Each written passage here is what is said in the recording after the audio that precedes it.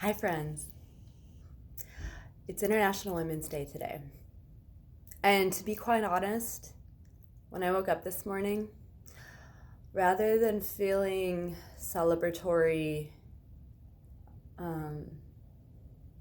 proud to be a woman, joyous of womanhood, I felt a lot of grief. I felt a lot of despair, apathy. It's sort of like, what's the point? Like, look around. The feminine is being wounded everywhere we look. And I let myself sit in that for a bit. And I had a good couple cries, and I have a very supportive and loving family who were able to meet me where I was at. And when I left the house this morning, I could feel fire in my gut. And I knew I was angry. I was that fire, right? Like, fire it can be a tool. It can also be a weapon that can catastrophically burn not only forests, but everything else in its path, including the microorganisms in the soil if it burns hot enough, so that soil and that land takes a lot longer to recover from a very hot, burning, catastrophic fire. I mean, I feel like that analogy is happening a lot right now. But the beauty about fire is that it can also be a tool. So I went for a run as my mid-morning break. And I kept thinking, this song kept playing in my head and playing in my head. And I was like, I gotta listen to it. Luckily, I had my fanny pack and my headphones for such occasions. And I put the music on and I realized I needed to just run to music in general. I love to dance. And over the last couple of years, I will actually take myself out on a run to find some secret spot in the woods or a field so that I can actually just dance. And I've noticed too, if someone walks by or a car drives by, I'll kind of stop what I'm doing and then proceed when I realize I'm alone again. And today I didn't do that. Because honestly, as a woman, I have learned through observations of culture and through messages of culture and media that I'm not supposed to make myself big and I'm not supposed to make myself seen. We might draw negative attention to ourselves. We could draw in predators. She might be full of herself. What are all these stories? I mean, gosh, what stories have you been told of how women are and are not supposed to be? And I'm not just talking about people like me that are cis women who happen to be born in a female body, but also identify as a woman. Although sometimes I tell you what, I can feel that masculine energy come out, but anyone that holds that feminine energy. And rather than shying away, I knew that my form of activism today, to counter everything in the world that feels so tragic and chaotic and devastating and sad, I knew that just holding on to the anger inside was going to eat me up. I had to release that fire. And so I did so through dance.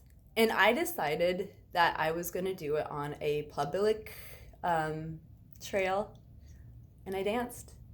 And people passed. I got smiles. I got strange looks. I didn't even notice some of the people that passed because I was just like, fuck it.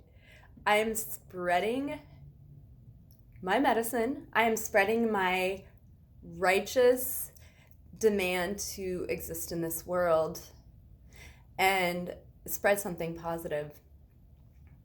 And I deserve to take up this space because for so long, I didn't even realize the ways that I was making myself smaller and diminishing myself.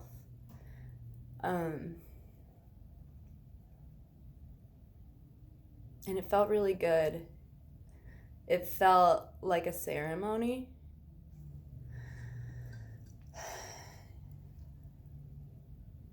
It was like calling in, as I'm like looking at this yellow shirt and yellow mug.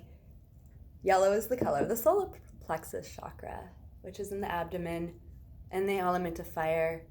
Solar plexus is that medicine that gives us that energy to get up and go, to act.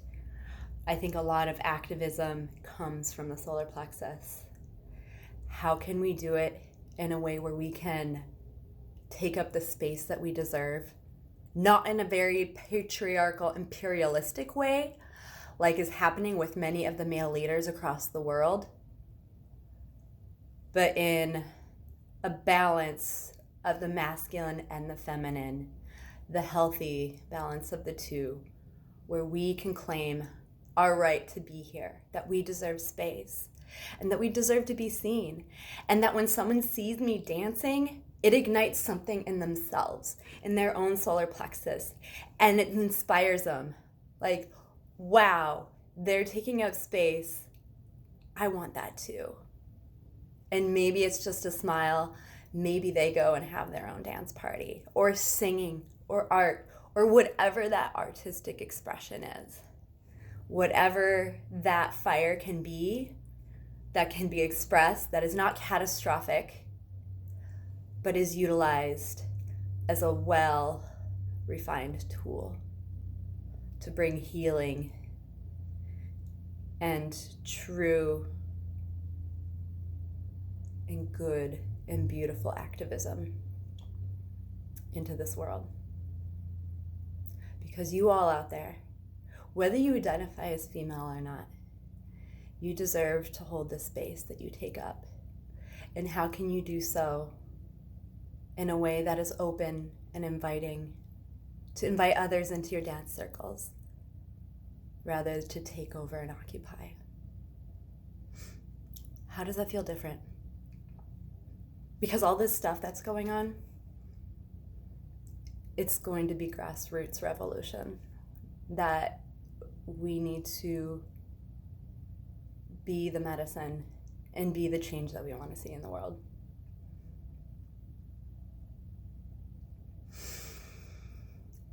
And I just want to honor all of the women that I have had the honor to know and meet in this country and other countries that I've been to: Morocco, Guatemala, Ghana.